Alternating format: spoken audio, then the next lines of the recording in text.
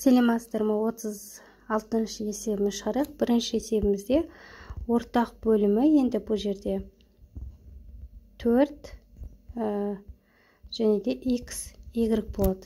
Сонда мына жерде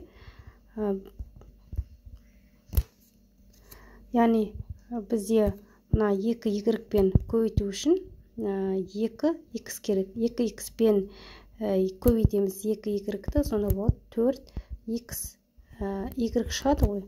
Демек біз мына жерге 2x-ті береміз екен. Ал мұнда ортақ бөлімі 4x y-тің 4x бар, тек қана y-ті берсек жеткілікті. Енді ортақ бөлімі 4x y болды. Демек мұнда y қосылған бірге көбейтік 2x болады. Тең. Яғни осы қалпынша қалдыра береміз. Келесі екінші есебімізде ортақ бөлімі 9-ды алайық, а, б болады. Демек мұнда а-дан береміз, мұнда 3 б-дан береміз. Сонда 3 5 15 б болады, минус 2а болады. Демек бұл жерде де осылай қалдыра береміз. Әрі қарай ықшамдалмайды. Келесі үшінші есебімізде 24 аламыз. Яғни 24 дегеніміз 6 мен 8-ге де ортақ екеуіне де бөлінеді. Яғни 8-ді көбейтеміз 3-ге 24-ге тең, 6-ны көбейтеміз 4-ге, 6 4 24. Енді екеуінде де 24 болды. Демек m мұнда n. Мұнда 3 8 24. Яғни 3-тен береміз, және бұл жерде жоқ, m жоқ. Мұнда 4-тен береміз, бұл жерде n жоқ. Демек 4a n болады. Орындарын ауыстырсаңыздар да ештеңе етпейді, 3m болады. Келесі төртінші есебімізде ортақ көбейткіш екеуіне ортақ 36-ны алсақ болады, 36 18-ге және 12-ге бөлінеді. А, Б. Демек, мұнда 18-ді 2-ге көбейтсек 36 болады, сонда 2, а, Б бар, мұнда А-дан береміз.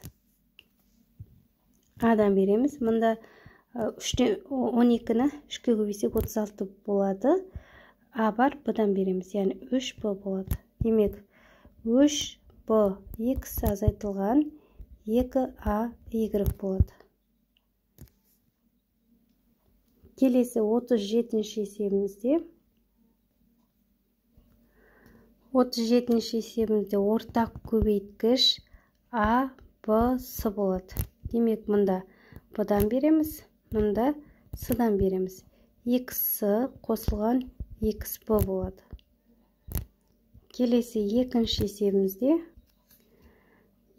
есебімізде ортақ көбейткіш x, y, z болады. Демек, мұнда x пен z бар y-тен, мұнда y бар, x бар, z-тен береміз.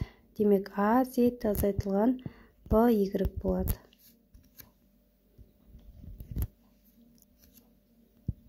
Үшінші есебімізде ортақ көбейткіш a, x, b болады. Яғни, мұнда b, x бар, a керек болады. Мұнда a, x бар, b-дан береміз. Демек, 2m, b қосылған 3n, a болады.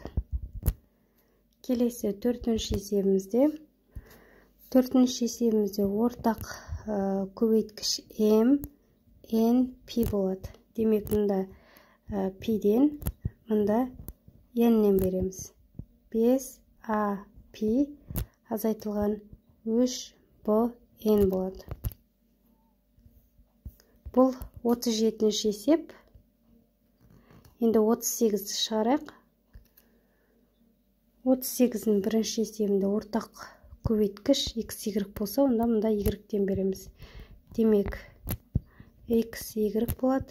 Демек, y-ті жеке көбейсек болады. 2x, y азайтылған 3y квадрат болады. Қосылған болады мұнда.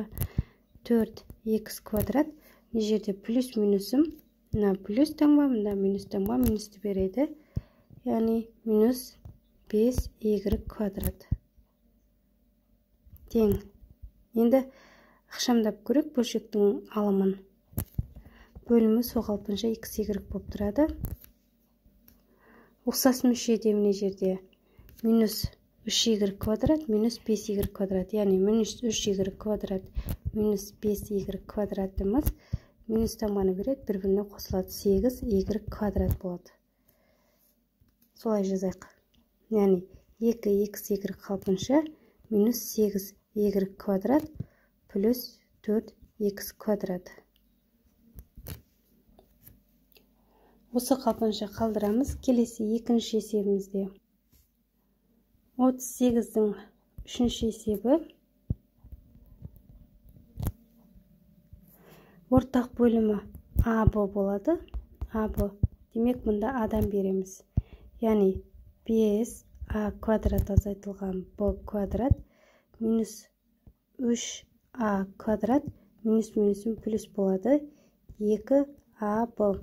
Яғни мына жерде түсіндіре кететін болсақ, минус таңба мен минус таңба плюс таңбаны беріп тұр. Енді ұқсас мүшелер болса біріктіреміз.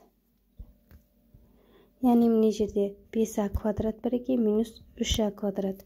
5-тен 3-ті азайсақ 2а квадрат болады. 2а квадрат азайтылған b квадрат қосылған 2аб болады.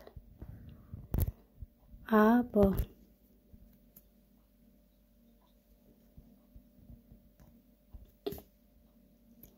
Келесі есебімізде, үшінші есебімізде ортақ көбейткіш b2a болады. Демек, мұнда a жоқ, мұнда b жоқ. Демек, 2b-ның 3 дәрежесі болады. Мұнда адан берген екенбіз ғой. Демек, бұны жерде b квадрат a болады. Қосылған 3а квадрат x болады. Минус а b квадрат болады. Минус плюсы минус болып кетеді таңба. Яғни 5b квадрат x болады. Тең.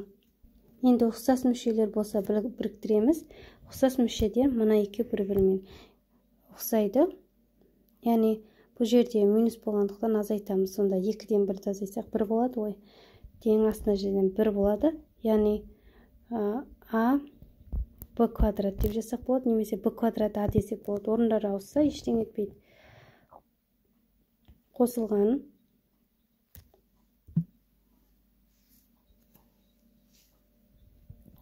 қосылған 3а квадрат x азайтылған 5b квадрат x болады. b xa болады.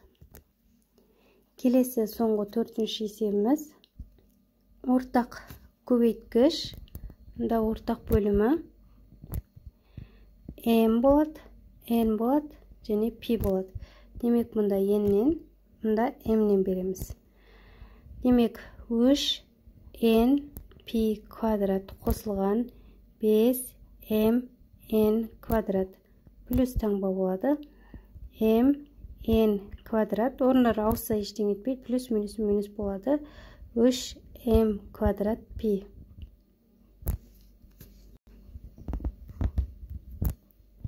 Енді ұқсас мүшелер болса біріктіреміз. Мына екеуі ұқсас мүше екен. Яғни 5-ке 1-ді қосамыз 6 болады. Демек, 3np квадрат қосылған 6mn квадрат минус 3m квадрат p болады. Осымен 38-ші есебіміз аяқталды. Соңғы 39-ші есеп шығарып тастайық. 39-да ортақ бөлімі, ортақ көбейткіш x квадрат болады. Демек, бұнда x-тен береміз. 2a минус 3x болады. Келесі екінші есебімізде ортақ көбейткіш a-ның 3 дәрежесі болады. Демек, мұнда a береміз. Мұнда 1 болады. Демек, 5xa минус 2y болады.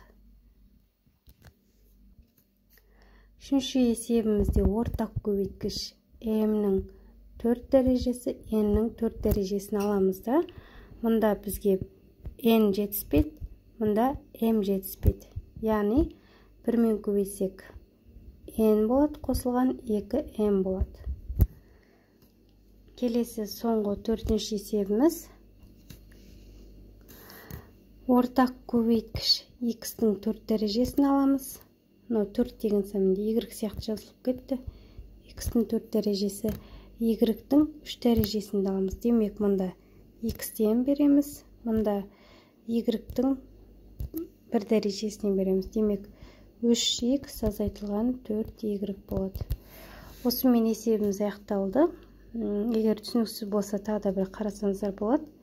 Мен сабағымды үзбей көретін болсаңыздар, есептің барлығы түсінікті сіздерге.